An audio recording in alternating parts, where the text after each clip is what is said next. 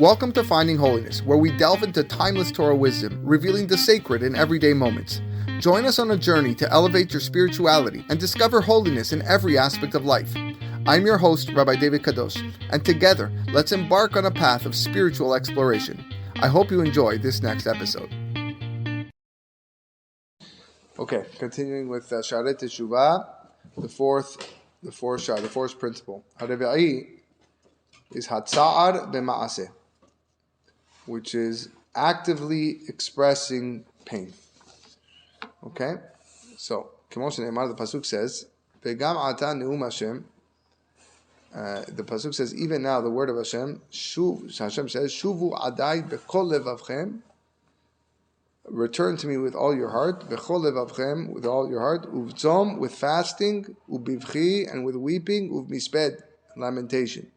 So the crying and the lamentation, that's the active expression of grief. You know, when a person is doing Teshuvah, that is part of the process, according to Rabbeinu Yonah. Why is it important to cry? The rabbis told us in Yerushalmi,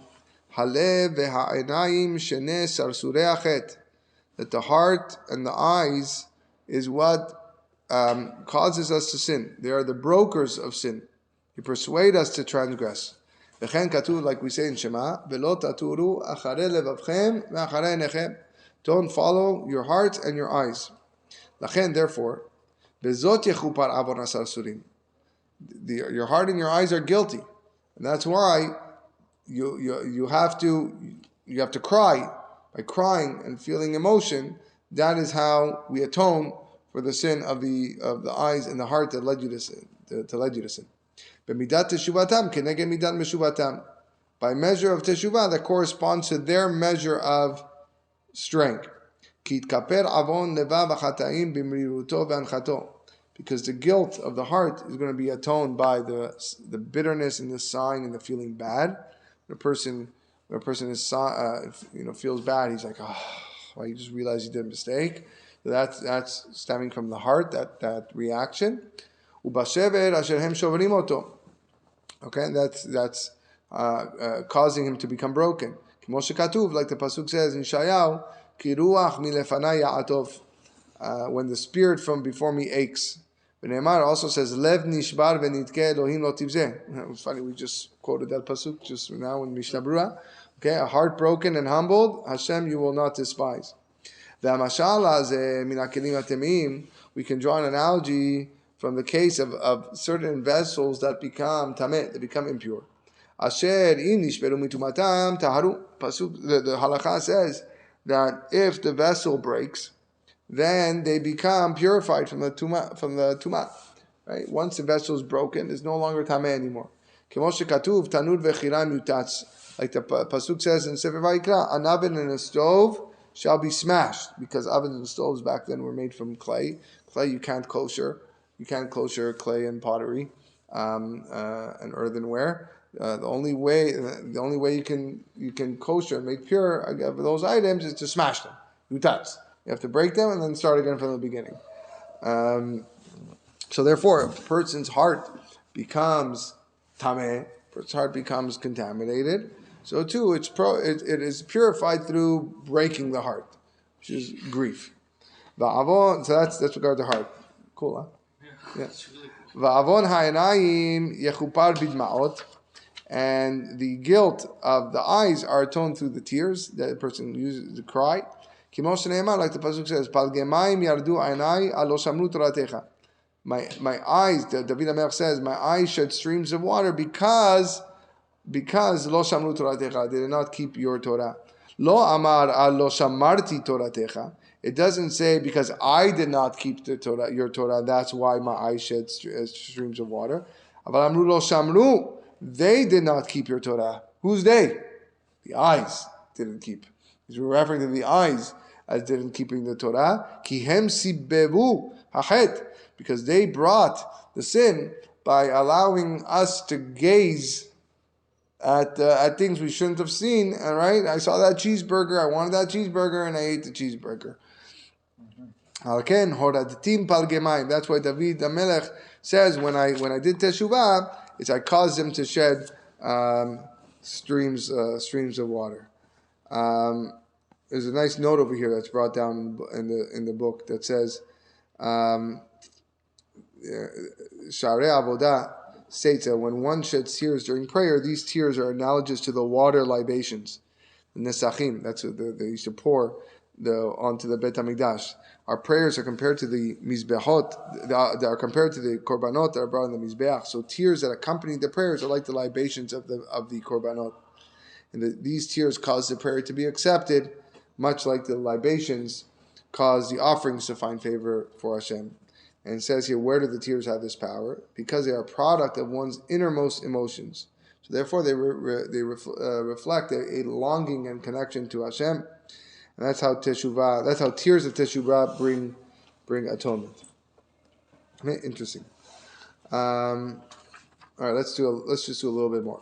The fifth principle is long, but we'll just do a little case here. Hamishi, he says, is de'aga. De'aga is worrying. Ki da'ag ve'ivchad me'onesh avonotav. This means that the person who's doing teshuvah is to worry about and be afraid of the punishment that he's going to receive because of that he sins. Because even though a person might have done teshuvah, there are certain averot that the transgression, that the teshuvah that he does only holds back the punishment. It suspends the punishment, and therefore it's the pain and the affliction that you're going to experience is what totally gets rid of the sin. Like the pasuk says, "Ki avoni agid edag mechatati." For I admit my transgression, I worry because of my sin. So now, what's the difference between grief and worrying? Grief was number 3, and worrying is number 5. V'inyan yagon al she'avar. The idea of grief is what happened in the past. Okay, the loss that was suffered as a result of why I sinned. V'inyan da'aga le'atid. But the worry is about what's going to be in the future. Another difference. Ve'od sheniti dag. A second thing you should worry about, besides the punishment that's going to come. Ulai hu mekatzeh b'chovat teshuvah. Maybe he's not actually fulfilling the teshuvah the way he's supposed to. Maybe he's falling short. B'tzar u'mabariut u'batzom u'bechi. With insufficient pain, insufficient bitterness, insufficient fasting, insufficient crying. V'gam ki b'tzar u'bachar be'u'beche. Even though he felt so much pain and he cried, yischal ve'ira ulai le'umat ze'ir ba'ashma. He should still tremble in fear that maybe, on the other hand, he has so much guilt, he has so much averot, it's not enough crying. And he didn't fulfill the requirement of teshuvah with all that affliction, and with all the weeping of his soul. Anyone who knows the size of our obligation to Hashem, who realizes that the wickedness of anyone who defies his word,